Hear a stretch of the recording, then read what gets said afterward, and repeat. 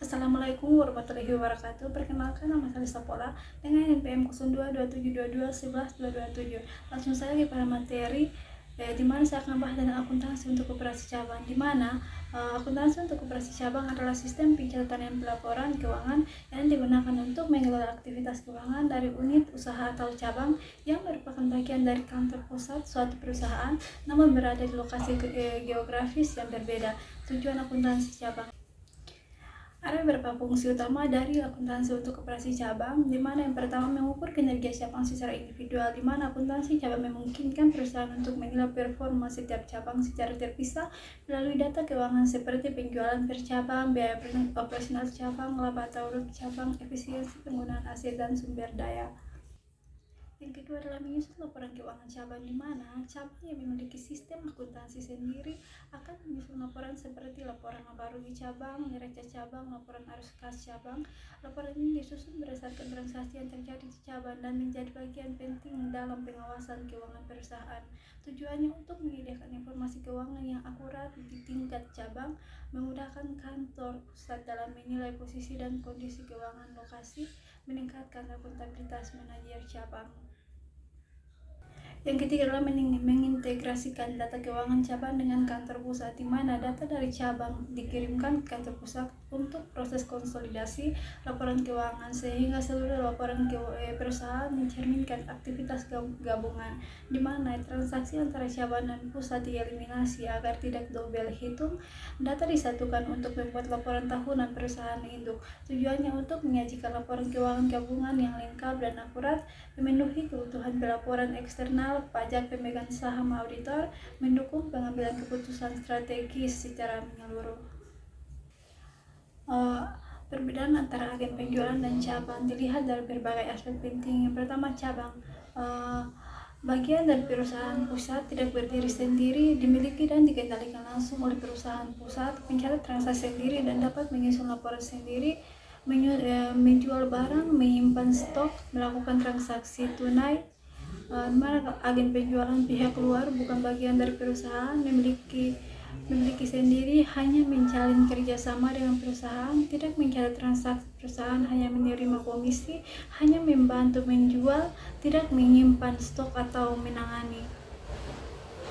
Cabang berfungsi sebagai perpanjangan tangan perusahaan. Sejak aktivitas keuangan dan operasional merupakan bagian dari perusahaan, umumnya memiliki struktur organisasi dan staf seperti kantor pusat. Agen penjualan hanya bertindak sebagai perantara, broker atau makelar, tidak bertanggung jawab atas barang setelah penjualan, tidak memiliki hubungan kepemilikan terhadap perusahaan atau produknya.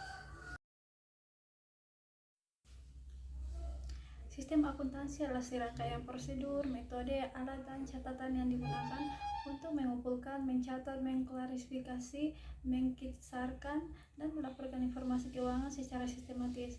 Fungsi sistem akuntansi: mencatat transaksi keuangan secara akurat, menghasilkan laporan keuangan seperti neraca, laba rugi, arus kas, mengendalikan aset dan kewajiban perusahaan, menyediakan informasi untuk pengambilan keputusan manajerial.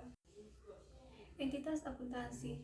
Entitas akuntansi adalah unit organisasi atau individu yang dipisahkan secara jelas dari entitas lain untuk keperluan pencatatan pelaporan keuangan. Dalam prinsip ini, keuangan pemilik harus dipisahkan dari keuangan bisnis. Contoh entitas akuntansi: perusahaan dagang, perusahaan jasa, cabang perusahaan, yayasan atau lembaga nirlaba, unit pemerintah, individu untuk laporan pajak pribadi.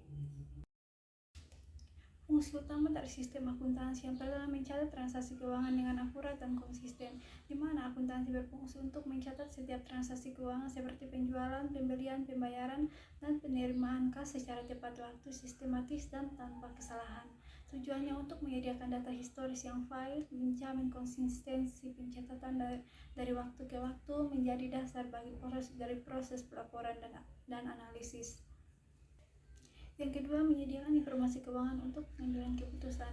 Informasi akuntansi membantu manajemen dari pihak terkait lainnya dalam menilai kondisi keuangan dan operasional perusahaan, termasuk laba atau rugi, kinerja arus kas, posisi aset, utang, dan modal.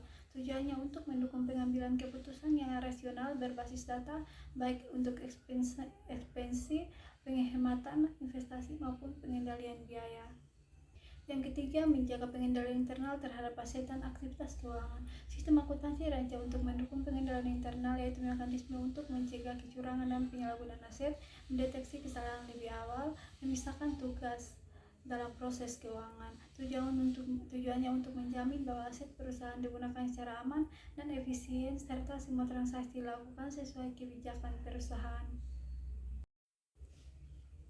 Yang keempat, menyusun laporan keuangan yang sesuai standar akuntansi, di mana akuntansi menghasilkan laporan keuangan seperti neraca, laporan laba rugi, laporan arus kas, catatan atas laporan keuangan.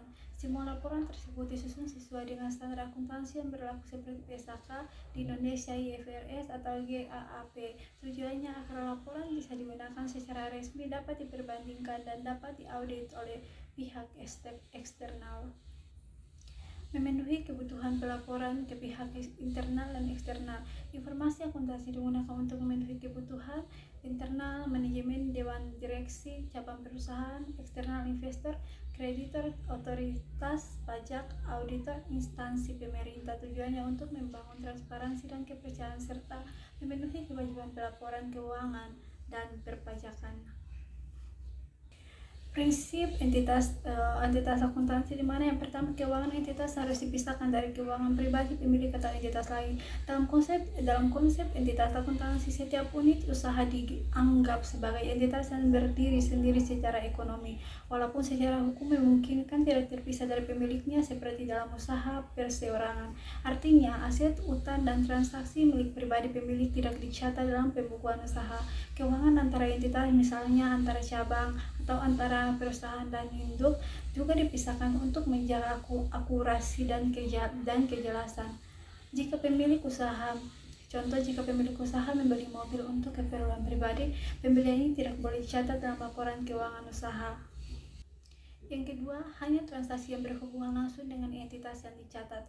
Pencatatan akuntansi hanya mencakup transaksi keuangan yang secara langsung berkaitan dengan kegiatan operasional dan keuangan entitas tersebut. Artinya, segala transaksi eksternal yang tidak berdampak langsung pada posisi keuangan atau hasil usaha entitas tidak perlu dicatat. Contoh, usaha pribadi pemilik ke pihak lain tidak dicatat dalam buku usaha. Namun jika pemilik menyuntikkan dana ke usaha, maka itu dicatat sebagai penambahan modal. Yang ketiga, digunakan untuk menyusun laporan keuangan spesifik bagi setiap entitas.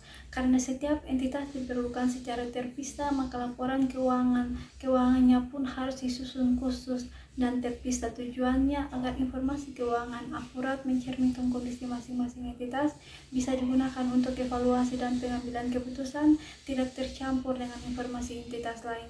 Contoh, jika perusahaan memiliki 2 cabang, maka setiap cabang bisa menyusun laporan keuangan sendiri yang nantinya dikonsolidasi oleh kantor pusat. Mungkin itu saja presentasi dari saya. Atas perhatiannya saya ucapkan terima kasih.